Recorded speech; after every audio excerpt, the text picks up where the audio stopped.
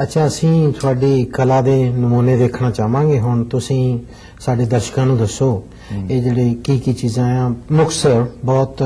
ਅਸੀਂ ਵਕਤ ਨਹੀਂ ਲੈਣਾ ਚਾਹੁੰਦੇ ਇੱਥੇ, ਤੇ ਆਸ ਹੈ ਤੁਸੀਂ ਸਾਨੂੰ ਐਕਸਪਲੇਨ ਕਰੋਗੇ ਇਹਦੀ ਬਾਬਤ। ਦਰਅਸਲ ਕਲਾ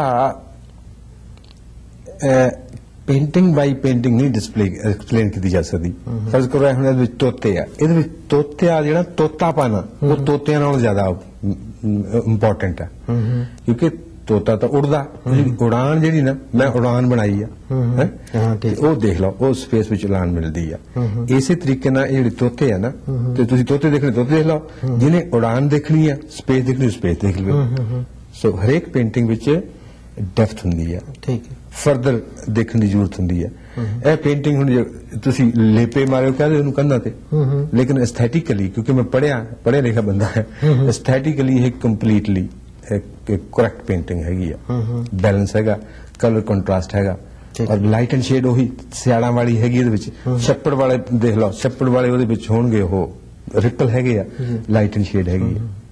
सो इन वेबसाइट करके छड़ देना, छप्पड़ नूं छड्डण वाली गल है, छप्पड़ नूं छड्ड देनी उन्हें वेबसाइट कर। इहदे विच देख लो, इहदे विच भी वही है, फॉग आ, धुंध आ, पत्थर आ। हुण ये मैं सारे नाम रखण लग पवां, जे फिर पेंटिंग तुसीं देखी फिर तो जो वो देखिया जिहड़ा मैं देखिया, तुसीं अपना देखो। तुहाडे विच छप्पड़ हैगा, तुहाडे विच भी फॉग हैगी आ, तुहाडे विच भी धुंध हैगी आ। अगर तुहाडी अपनी हुण इह हैगी आ, इहदे विच भी देखो किदां डिजॉल्व होनी है फिगर्स उपर स्काई विच जां मींह पैंदा, वो जिहड़ी डिजॉल्व होनी है फिगर ना वो हरेक आदमी का एक्सपीरियंस है। एक हुंदा ग्रॉस एक्सपीरियंस, एक हुंदा सूक्ष्म एक्सपीरियंस। ये सूक्ष्म एक्सपीरियंस है, अपना ग्रॉस तो हट जाना तो ठीक है, जे जरा गाह जाना तो सूक्ष्मता हो जाती उस एक्सपीरियंस विच। इहदे विच देखो ये भी ले लगे हुए हैं, इन बुद्धा के पैर भी कह सकते हैं, विष्णु के फुट स्टिप कह सकते हैं, बाबे नानक की खड़ाम कह दो, मैं 1000 गल कह देना, ठीक है। बट ये गल्लां ना मेरे कहना ना देखो मेरी पेंटिंग अपने कहना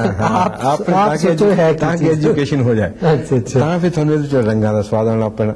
इहदे विचों जिहड़ी लाइट एंड शेड आ ओहदा स्वाद आउण लग पैणा। सेंट्रल टेंशन कहंदे इहनूं, जिद्दां इहदे विच हैगी आ, इहदा सेंट्रल टेंशन दा स्वाद आउण लग पैणा। और ये भी एक साइड लाया रख लो, जे उत्थे ही रहना, पर जे गाहां जाना तो ये ब्रह्मंड है, ठीक है। तो ब्रह्मंड की डिवीजन देख लो, वो गां उपज हैगी आ, गां धरती होर परे होर कहंदे ना, वो ये सब कुछ हुंदा पेंटिंग विच। अच्छा अच्छा, देखण वाले दी नजर चाहिदी है, जिद्दां कहंदे ना beauty lies in the eyes of the beholder. So मैं भी तो बिहोल्डर हैगा, मैं भी अपनी जिहड़ी पेंटिंग बनाई आ ਉਹਦੇ ਬਾਅਦ मैं भी इदां देखदा, ਮੈਨੂੰ भी स्वाद आउंदा। ये मेरी इंटलैक्चुअल मीनिंग नहीं करदा, ਇਹਦੇ ਵਿੱਚ ਇੱਕ ਸਿਲਿਟ ਜਿਹੀ ਲਾਈਨ ਅੰਦਰ ਹੈਗੀ ਆ, ਬੜੀ ਬੋਲਡ ਫਿਗਰ। ਇਹਦੇ ਵਿੱਚ ਫਿਰ ਪੰਜਾਬ ਦਾ ਉਹ ਬੋਲਡ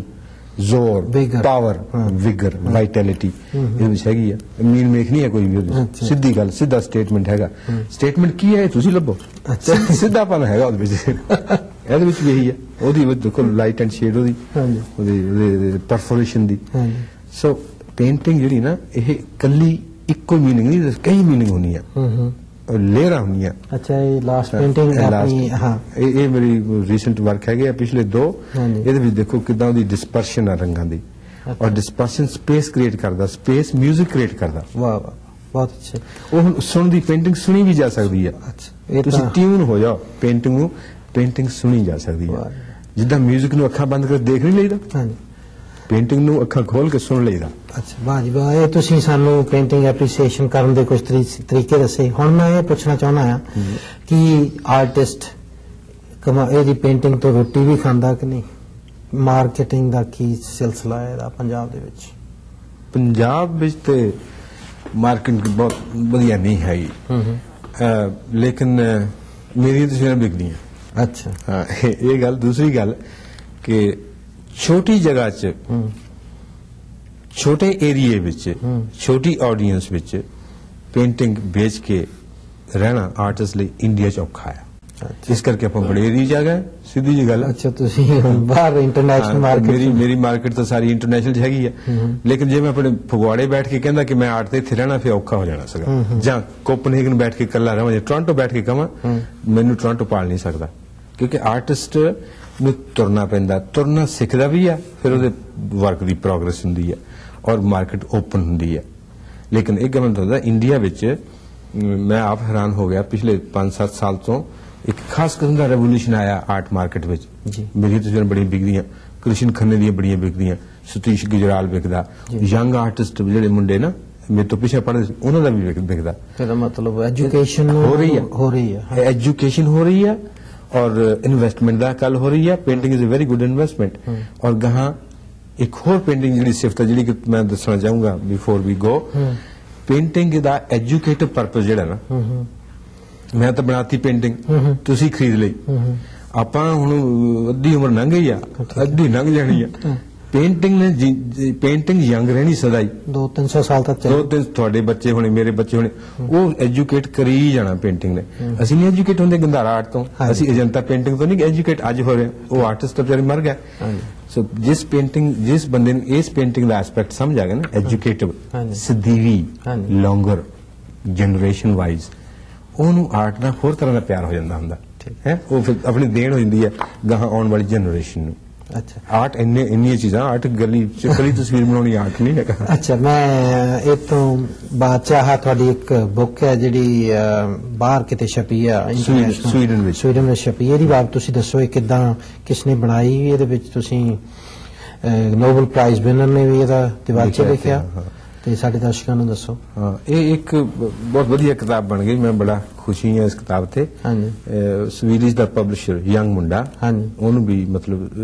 ਸਮਝ ਆਈ ਗੱਲ ਉਹਨੇ ਇਨਵੈਸਟ ਕਰਤਾ ਔਰ ਬੜੀ ਮਹਿੰਗੀ ਹੈ ਵਧੀਆ ਵਿਕਦੀ ਹੈ ਬਣੀ ਵਧੀਆ ਹੈਗੀ ਆ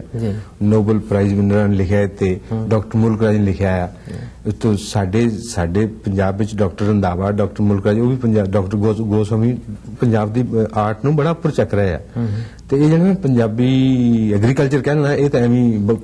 ਉਹਨੀ ਬੰਗਾਲੀਆਂ ਨੇ ਪਖੰਡ ਬਣਾਇਆ ਅੱਛਾ ਆਈ ਡੋਂਟ ਬਲੀਵ ਮੈਂ ਉਹਨਾਂ ਤੋਂ ਪੜਿਆ ਬੰਗਾਲੀਆਂ ਕੋਲੋਂ ਲੇਕਿਨ ਮੈਂ ਪਹਿਲਾਂ ਦੱਸਦਾ ਹੁੰਦਾ ਸੀ ਵੀ ਜਿਹੜਾ ਇਹ ਤੁਸੀਂ ਐਵੇਂ ਗੱਲ ਬਣਾਈ ਹੋਈ ਹੈ ਸਾਡੇ ਆਰਟ ਵਿੱਚ ਜਾਨ ਆ ਤੁਹਾਡੇ ਆਰਟ ਮਰੀ ਵਾਲਾ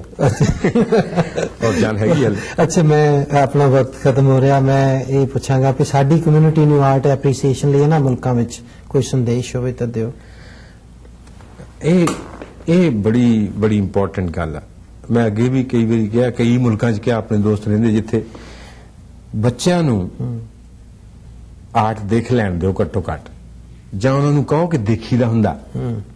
ਇਹ ਜਿਹੜੀ ਪੇਂਟਿੰਗ ਹੈ ਕਾਂ ਕੋਕੜੇ ਮਾਰੇ ਹੋਏ ਇਹਦੇ ਵਿੱਚ ਕੋਈ ਮਤਲਬ ਹੋਊਗਾ ਪਹਿਲਾਂ ਮਤਲਬ ਕੱਢਣਗੇ ਫਿਰ ਮਤਲਬ ਨੂੰ ਡੀਪਰ ਜਾਣਗੇ मैसेज सिर्फ यही है कि आर्ट तस्वीर ਨੂੰ ਦੇਖੋ ਤਾਂ ਸਹੀ ਅੰਟਾਰੀਓ ਗੈਲਰੀ ਵਿੱਚ ਜਾ ਕੇ ਦੇਖ ਲਓ ਗੈਲਰੀ ਆਫ ਅੰਟਾਰੀਓ ਡੰਡਾ ਸਟਰੀਟ ਉੱਥੇ ਜਾ ਕੇ ਦੇਖ ਲਓ ਹੋਰ ਕਿੰਨੀਆਂ ਗੈਲਰੀਆਂ ਉਹਨਾਂ ਨੂੰ ਦੇਖ ਲਓ ਮਤਲਬ ਕਾਰ ਜਿਹੜਾ ਕੈਲੰਡਰ ਲਾਇਆ ਉਹਨੂੰ ਲਾ ਕੇ ਦੇਖ ਲਓ ਖਾਲੀ ਵਾਲ ਕਰ ਲਓ ਪਹਿਲਾਂ ਖਾਲੀ ਤਾਂ ਕਰੋ ਤਾਂ ਹੀ ਕੋਈ ਨਵੀਂ ਗੱਲ ਆਊਗੀ ਜਿਹਨੇ ਕਿਹਾ ਕਿ ਮੈਨੂੰ ਤਾਂ ਇੰਨਾ ਹੀ ਆਉਂਦਾ ਮੈਂ ਗਾਂ ਸਿੱਖਣਾ ਹੀ ਨਹੀਂ ਉਹਦੇ ਲਈ ਮੇਰਾ ਕੋਈ ਮੈਸੇਜ ਨਹੀਂ ਜਿਹੜਾ ਕਹਿੰਦਾ ਮੈਂ ਸਿੱਖਣਾ ਚਾਹੁੰਦਾ ਉਹਦੇ ਲਈ ਮੇਰਾ ਮੈਸੇਜ ਹੈ ਅੱਖਾਂ ਖੋਲ ਲਓ ਔਰ ਜਰਾ ਟਿਊਨ ਹੋ ਜਾਓ ਥੋੜਾ ਵਕਤ ਕੱਢ ਲਓ ਬਹੁਤੀ ਗੱਲ ਨਹੀਂ ਹੈ ਥੋੜਾ ਵਕਤ ਕੱਢ ਲਓ ਸਭ ਕੁਝ ਅਵੇਲੇਬਲ ਹੈ ਲਾਇਬ੍ਰੇਰੀਆਂ ਭਰੀਆਂ ਪਈਆਂ ਗੈਲਰੀਆਂ ਭਰੀਆਂ ਪਈਆਂ ਕਿਤਾਬਾਂ 'ਚ ਛਪੇ ਹੋਏ ਆ ਬਹੁਤੀ ਖੇਚਲ ਕਰਨ ਦੀ ਜ਼ਰੂਰਤ ਨਹੀਂ ਥੋੜਾ ਕਰ ਲਓ ਪਰ ਪਹਿਲਾਂ कैलेंडर कड्डो सिर चो पहले स्लेट क्लीन होगी ताही नवा लफ्ज लिखोगे जब स्लेट ते पहला कीचा मीचा होया तो होर नवा कितों पा देंगे अच्छा कादरी साहब ਤੁਹਾਡਾ ਇੱਥੇ ਸਟੂਡੀਓ ਚ ਆਉਣ ਦਾ ਮੈਂ ਇੱਕ ਵਾਰੀ ਫੇਰ ਧੰਨਵਾਦ ਕਰਦਾ ਕਿ ਤੁਸੀਂ ਸਾਡੇ ਦਰਸ਼ਕਾਂ ਨੂੰ ਆ ਕੇ ਆਰਟ ਤੇ ਚਾਨਣਾ ਪਾਇਆ ਔਰ ਆਸ ਕਰਦਾ ਹਾਂ ਕਿ ਆਉਣ ਵਾਲੇ ਸਮੇਂ 'ਚ ਫੇਰ ਤੁਸੀਂ ਇਸ ਪ੍ਰੋਗਰਾਮ ਤੇ ਸਾਡੇ ਨਾਲ ਸ਼ਾਮਲ ਹੋਵੋਗੇ ਮਿਹਰਬਾਨੀ ਥੈਂਕ ਯੂ